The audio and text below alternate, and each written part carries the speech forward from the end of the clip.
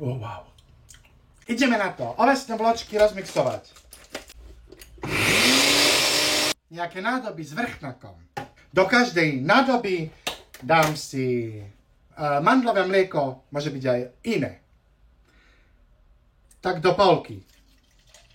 Do každej nádoby tie ovesné vločky rozmixované. 2 zarovná lyžice. Polievkové. Čia semienka.